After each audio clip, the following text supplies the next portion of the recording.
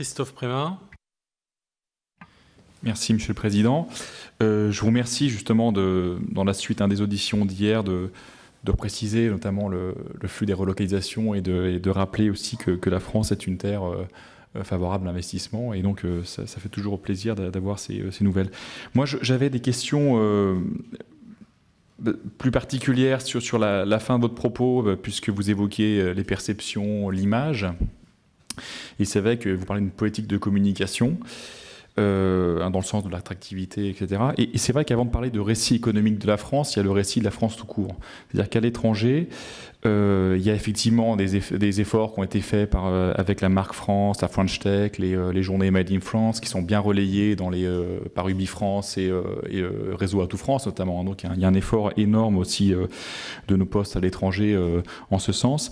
Mais quel récit vous voyez en fait, quel travail sur l'image, quelle lisibilité de l'image? Et je vous dis ça parce que là, par rapport à la Commission, justement, moi, dans les pays de ma circonscription, dès que j'arrive à un aéroport, je pense à l'Irlande, tout de suite, j'ai une photographie, 15 photographies sur l'Irlande, quelques figures émergentes, quelques jeunes, Et c'est vrai que la politique de communication d'Irlande, c'est nous sommes 4 millions d'Irlandais, 4 millions et demi, et puis 70 millions à l'étranger. Donc vous voyez, on valorise aussi, y compris assez loin, sur les ambassadeurs de la marque irlandaise.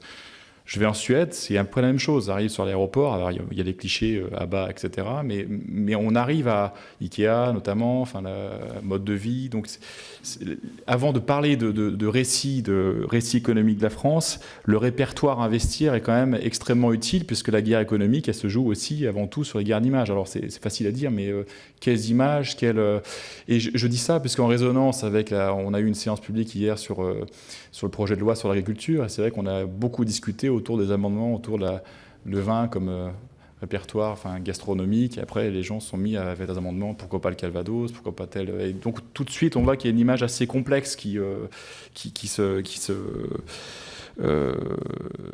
dessine.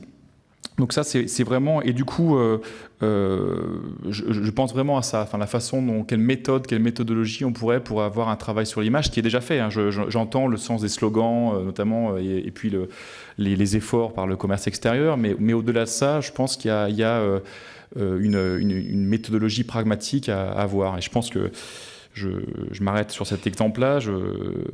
Le ministère des Affaires étrangères et le commerce extérieur suédois ont par exemple commandité une campagne pour justement vendre la marque Suède à l'étranger, donc qui est faite par un opérateur privé, pour essayer justement de déterminer l'image la plus simple et la plus communicable donc au public. Et c'est vrai que voilà, ce genre d'attitude pragmatique pourrait être très utile, mais moi j'avoue que je suis quand même toujours un peu